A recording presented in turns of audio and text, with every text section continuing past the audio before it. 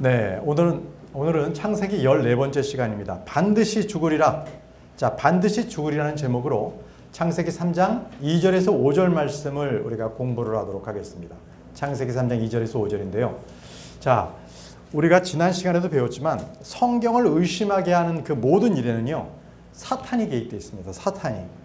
성경 말씀들을 자꾸 비꼬고 믿지 못하게 하는 것은 사탄이다. 지난주에 배웠지만 창세기 3장 1절에 진정 그랬어요. 사탄이 진정 하나님께서 너희는 동산의 모든 나무에서 나는 것마다 먹지 말라고 말씀하셨느냐? 이러면서 이브에게 진정이라고 했어요. 진정. 그 말이 사실이냐는 거예요. 거짓말 아니냐는 겁니다. 이렇게 그 하나님의 말씀 한번 좀 의심해 보라는 거예요. 이게 바로 사탄이 주는 그런 말씀에 변개하는 겁니다. 사탄은요, 성경 곳곳에서 등장할 때마다 항상 의심을 던집니다. 그러한가? 하면서 모든 사탄은요, 말부터 시작하면 말을 할 때 꼭 의심을 던집니다. 자, 예를 들어서 욥에 대해서도 하나님께 말씀을 드릴 때 이렇게 사탄은 말합니다.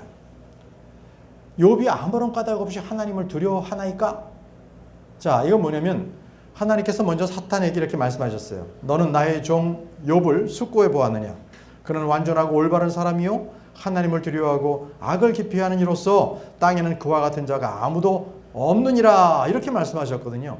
그랬더니 사탄이 주 하나님께 이렇게 말씀을 드려요. 욥이 아무런 까닭 없이 하나님을 두려워하겠습니까? 이런 얘기하거든요. 과연 그러냐는 거예요. 자, 이토록 사탄은요, 언제든지 말씀을 비꼬아요. 정말 그럴까요? 이렇게 하면서 자, 예수님을 시험할 때도 사탄은 그렇게 다가왔습니다. 그렇게 말하면서 다가왔어요. 마태복음 4장 3절에 그리고 그 시험하는 자가 그분께 나왔을 때, 자, 마귀가 사탄이 예수님께 나왔을 때 그가 말하기를 만일 내가 하나님의 아들이면 이 돌들이 빵이 되도록 명령해 보라 하였더라. 자, 사탄이 말이죠. 예수 그리스도께 만일 내가 하나님의 아들이면 이 돌들이 빵이 되도록 한번 명령해 봐. 자, 이런 식으로 비꼬입니다. 너 그렇게 할 수 있어? 만약에 네가 하나님의 아들이면 그렇게 할 수 있어? 이런 식으로 비꼬으면서 들어온다는 거예요. 이게 사탄입니다.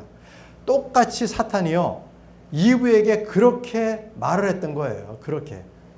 진정 그렇게 말씀하셨어? 이렇게 나오는 겁니다. 자, 이 사탄의 말에 이브는 어떻게 반응했을까요? 이브의 반응을 한번 보겠습니다. 오늘 본문 말씀인데요.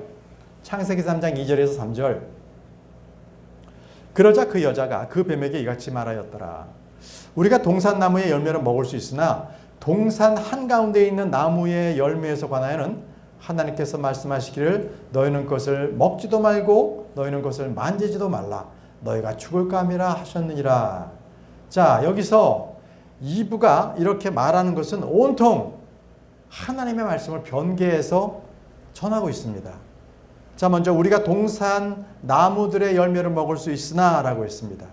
여기서 우리가부터 시작해요. 그러니까 이것은 하나님께서 이르시되 이렇게 말씀하시는 말을 전하는 것이 아니라 우리가 라고 하면서 우리를 먼저 나타내는 거예요. 뭐예요? 인본주의입니다. 우리는 그렇게 할 수 있어. 이렇게 하면서 얘기하는데 동산 나무의 열매를 먹을 수 있다라고 합니다. 자, 여기에는 자기 생각, 우리라는 자기 생각이 있지 하나님은 온데간데 없습니다. 참으로 하나님께서 무엇이라고 말씀하셨는지 우리는 그것에 주의를 기울여야 합니다. 그러나 여자의 말에는 하나님은 없었습니다. 하나님 대신 우리가 바로 차지하고 있는 거죠. 자, 그녀의 말은 하나님께서 말씀하신 창세기 2장 16절 말씀을 그나마도 삭제했어요. 우리가 동산나무의 열매를 먹을 수 있으나라고 했잖아요. 이것을 어떻게 하나님 말씀하셨습니까? 창세기 2장 16절. 너는 동산의 모든 나무마다 그것에서 나는 열매를 어떻게 해요? 값없이, freely, 값없이 먹을 수 있는, 값없이를 살짝 뺐어요. 나중에 여러분들에게 말씀드리겠지만 이 값없이는 굉장히 중요한 교리적 의미가 있습니다. 우리의 생명과도 관계가 되는 거예요. 그런데 이 값없이를 싹 삭제해버렸어요. 여러분, 하나님의 말씀은요, 1.1핵도 변개돼서는 안 됩니다. 왜냐하면 하나님의 말씀은 순수한 말씀들이기 때문입니다. 시편 12편 6절 말씀을 보십시오. 시편 6절에 주의 말씀들은 순수한 말씀들이라. 주의 말씀들은 순수한 말씀들이라. 흑도가니 안에서 정론되어 7번 정화된 은같도다라고 말씀합니다. 그렇습니다. 우리 주님의 말씀은 아주 순수한 말씀들이에요. 은이 도가니 안에서 7번 완벽하게 정화된 것처럼 하나님의 말씀들은 아주 순수해서 거기에는 결코 어떠한 결점이 없습니다. 그래서요, 주의 말씀을 신뢰하는 자들에게는 주님께서 그들에게 방패가 되어줄 수 있어요. 순수한 말씀이 그들에게 방패가 된다는 거예요. 삶에 있어서 그들의 길을, 행로들을 알려주고 어떠한 어려움에도 그들에게 하나님의 말씀이 지켜주신다는 겁니다. 잠언 30장 5절 보십시오. 잠언 30장 5절. 하나님의 모든 말씀은 저마다 순결하니라. 하나님의 모든 말씀은 저마다 순결하니라고 말씀하셨습니다. 그 순결한 말씀이 어떻게 참으로 하나님의 말씀을 신뢰한 자에게 나타나는 건가요? 그분께서는 자신들의 신뢰를 그분께 두는 자들에게 방패가 되시느니라. 여러분들은 하나님의 말씀에 신뢰를 두십니까? 하나님의 말씀에 신뢰를 두는 자는 그 하나님의 말씀, 그 순수한 말씀이 바로 여러분들의 방패가 됩니다. 어떠한 어려움에도 그 방패로서 모든 것들을 막아낼 수가 있는 겁니다. 그것이 바로 하나님의 말씀이에요. 그러나 이분은요, 하나님의 순수한 말씀을 잃어버렸습니다. 이분을 보호해주고 하나님께서는 이라는 그 말 대신은 우리가 라는 말을 씀으로 해서 여자에게는 사탄의 공격을 방어해 줄 수 있는 그 방패가 없었던 겁니다. 방패를 잃어버렸어요. 하나님의 말씀을 잃어버렸기 때문에 그렇습니다. 창세기 2장 16절에 분명히 너는 동산의 모든 나무마다 그것에서 나는 열매를 값없이 먹을 수 있느니라. 값없이 먹을 수 있습니다. 이 의미를 이분은 하나님의 말씀을 잃어버린 겁니다. 그는 방패를 잃어버렸어요. 그래서 그는 생명을 잃었습니다. 죄를 지었습니다. 그러나 여기서 주님께서 말씀하시는 그 값없이는 우리에게 구원을 초청하시는 말씀이었습니다. 구원에 초청하는 말씀마다 주님께서는 값없이라는 말씀을 말씀해 주셨습니다. 계시록 22장 17절 말씀을 보십시오. 계시록 22장 17절에 그리고 성령과 신부가 말하기를 오라 하는도다. 그런즉 듣는 자로 하여금 오라 하고 말하게 하고 목마른 자도 하여금 오게 하라. 그리하여 누구든지 원하는 자는 생명수를 값없이 프리리 값없이 취하게 하라. 그렇습니다. 생명수는요, 값없이 우리가 취할 수가 있는 겁니다. 값없이 이거 빼뜨리면 안 돼요. 그래서 사도 바울은요, 로마서에 기록하기를 그 하나님의 선물, 그 믿음과 그 구원을 값없는 선물이라고 그랬어요. 값없는 선물. 로마서 5장 18절 말씀을 보십시오. 그러므로 한 사람의 범죄로 말미암아 심판이 모든 사람들에게 임하여 정죄에 이른 것 같이 곧 한 사람의 의로 말미암아 값없는 선물이 모든 사람들을 위해 이처럼 임하여 생명의 칭의에 이르렀느니라. 그렇습니다. 생명을 주시는 그 하나님의 말씀은 값없는 선물이었습니다. 그것은 우리에게 값없이 주어지는 것입니다. 예, 이분은요 이토록 하나님의 말씀을, 그 순수한 말씀을 삭제했던 겁니다. 만약에 하나님의 말씀을 삭제한 것은 율법 시대도요, 그것은 범죄였습니다. 범죄. 율법 시대도 범죄였어요. 신명기 4장 2절에 바로 율법 시대입니다. 너희는 내가 너에게 명령하는 말씀에 더하지 말지니라. 더하지 말지니라. 또한 너희는 그 말씀에서 조금도 빼지 말지니 빼지도 말라고 했습니다.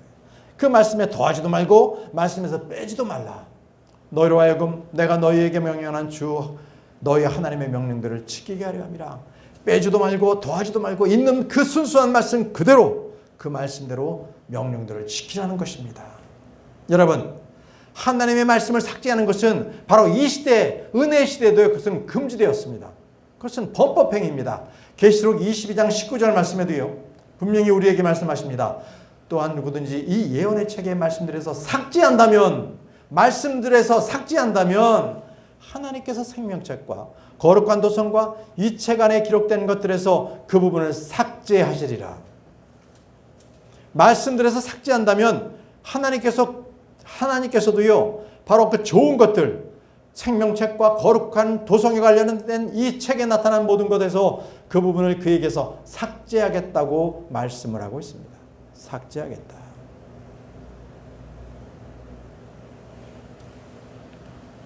다시 본문 말씀인 창세기 3장 3절 말씀으로 돌아가겠습니다. 동산 한가운데 있는 나무의 열매에 관하여는 하나님께서 말씀하시기를 너희는 그것을 먹지도 말고 너희는 그것을 만지지도 말라 너희가 죽을까 함이라 하셨느니라.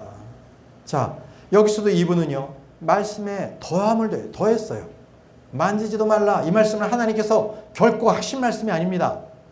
만지지도 말라라고 했어요. 잠언 30장 6절 말씀에 너는 그분의 말씀에 더하지 말라라고 했습니다. 그분의 말씀에 더하지 말라. 그분께서 너를 책망하실까 하며 내가 거짓말장이로 발견될까 함이라. 이분은요 하나님의 말씀에 더함으로 말미암아 만지지 말라는 그 말씀을 더함으로 말미암아 이분은 거짓말장이가 됐습니다.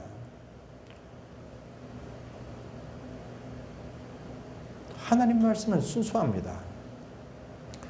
또 이분은요 하나님의 말씀을 또 변개했는데요. 너희가 죽을까 함이라 하셨느니라. 자, 너희가 죽을까 함이라? 결코 하나님께서는 아담에게 너희는 이것을 먹으면 죽을까 함이라 이렇게 말씀하신 적이 없어요. 분명히 하나님께서는 죽을까 함이라고 그런 식으로 말씀하신 게 아니라 분명히 죽을 것이다. 반드시 죽을 것이라고 말씀하셨어요. 창세기 2장 7절 말씀을 다시 보십시오. 너는 반드시 죽을 것이기 때문이라. 왜요? 선악의 지식의 나무에서 나는 것을 내가 먹을 때에 그 먹는 날에는 너는 반드시 죽을 것이라는 거예요. 죽을까 함이라 이런 식으로 죽을 수도 있고 안 죽을 수도 있다라고 주님께서는 말씀하지 않으셨다는 거예요. 자, 주님께서는 분명히 너는 반드시 죽을 것이라고 말씀하셨는데 사탄 역시도요 이 하나님의 말씀을 변개했습니다. 사탄은 하나님의 말씀을 변개하는 데는 아주 도가 텄거든요. 사탄은 이렇게 변개합니다. 창세기 3장 4절 말씀에 그러자 뱀이 그 여자에게 이같이 말하였더라. 너희가 반드시 죽지는 아니하리라. 반드시 죽으리라 하시는 하나님의 말씀을 사탄은 너희가 반드시 죽지는 아니하리라. 완전히 반대로 그렇게 말하고 있습니다.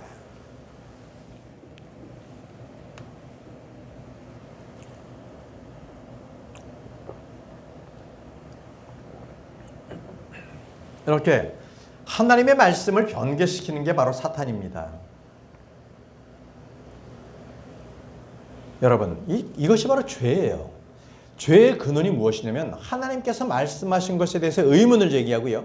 그 말씀을 변개시키고요. 그 말씀 또한 부인하는 거예요. 그렇지 않을 거야. 이런 식으로. 그것이 바로 죄입니다.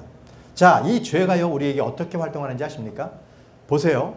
이 죄의 근원들이 우리에게 어떻게 활동하는지 한번 살펴보겠습니다. 죄가 어떻게 활동하는가? 첫 번째, 죄는요, 속임수를 씁니다. 죄는 속임수를 씁니다.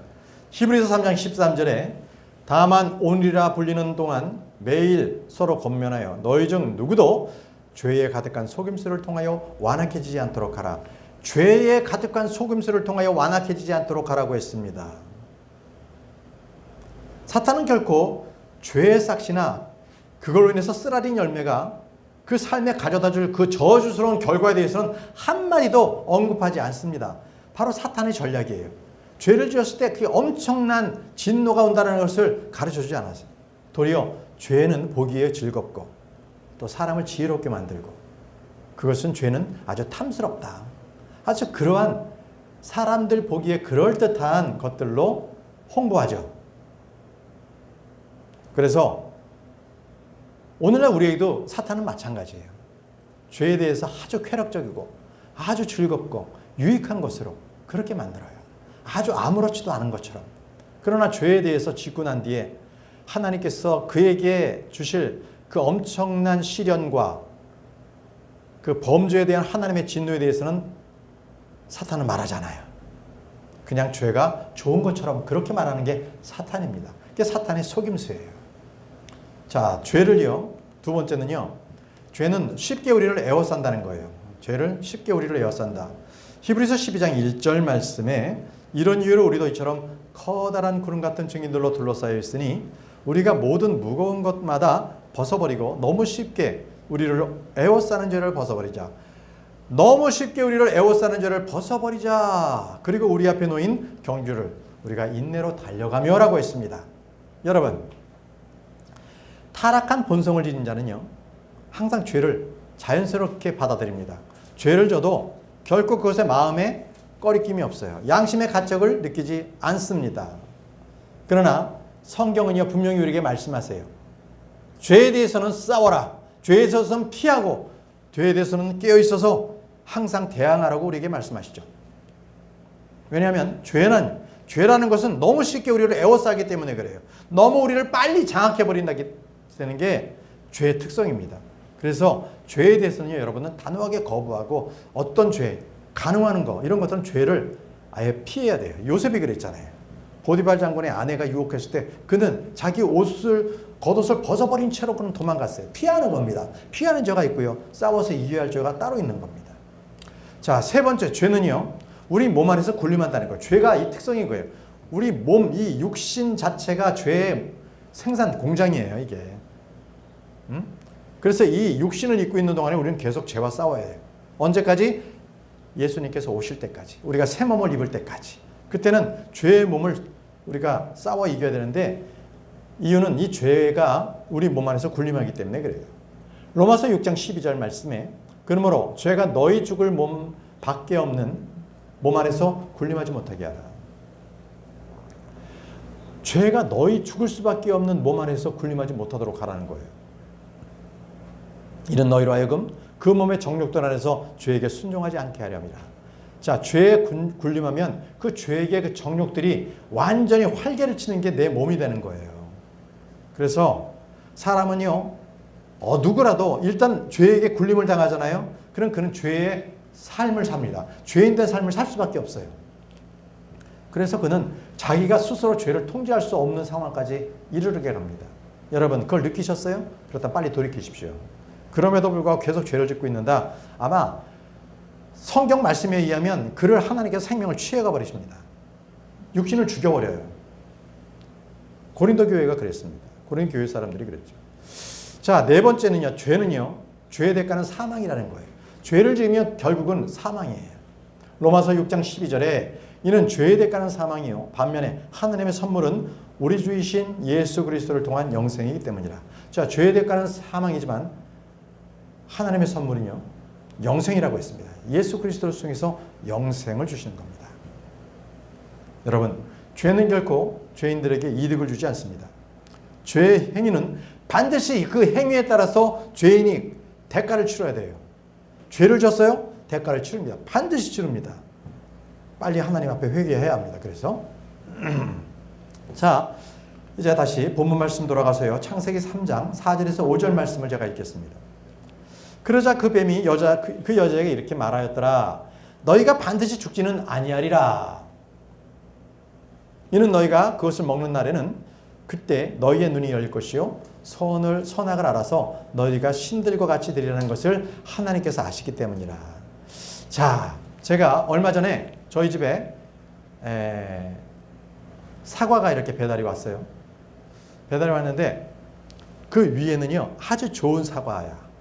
그래서 야, 이게 참 좋은 사과다라고 이렇게 해서 이제 사과를 이렇게 하나하나 꺼내서 이렇게 냉장고에 넣는데, 아이고, 그 밑바닥에는요, 정말 볼품없는 사과들이 깔려 있더라고요.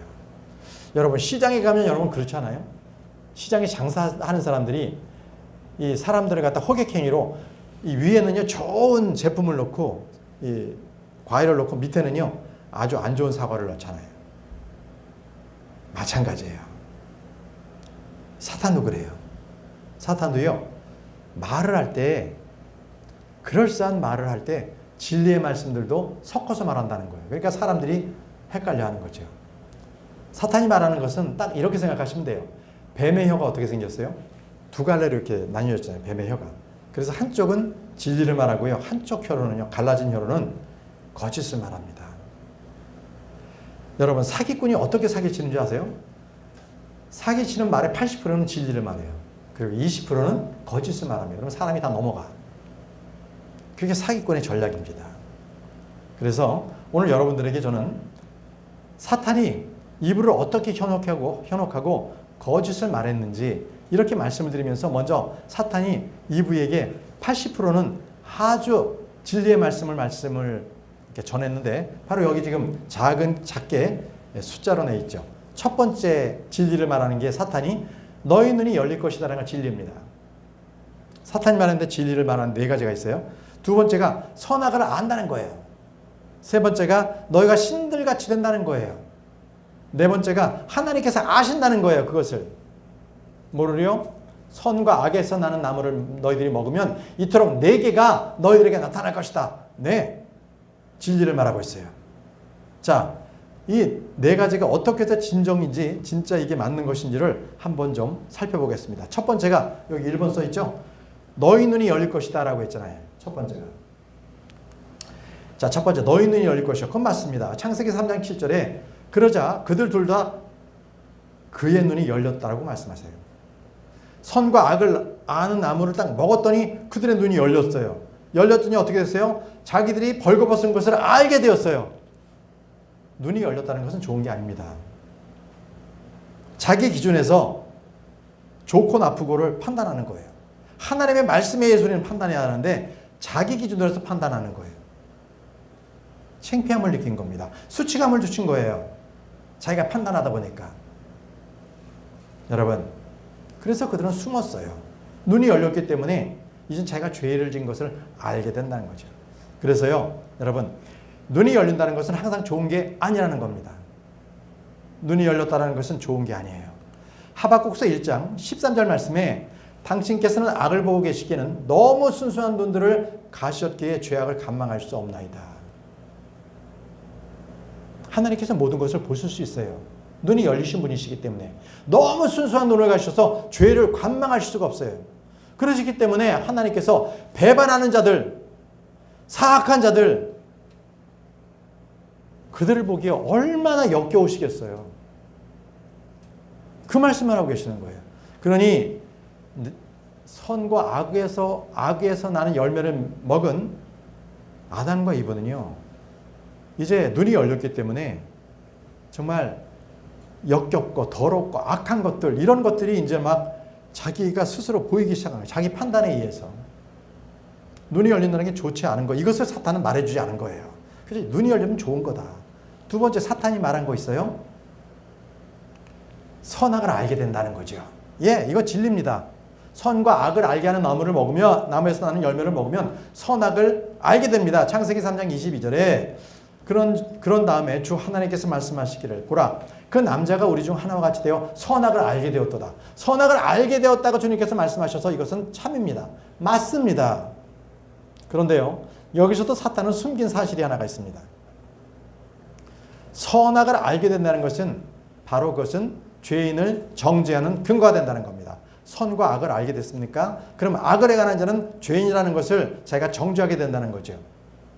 그것이 바로 율법의 목적이에요.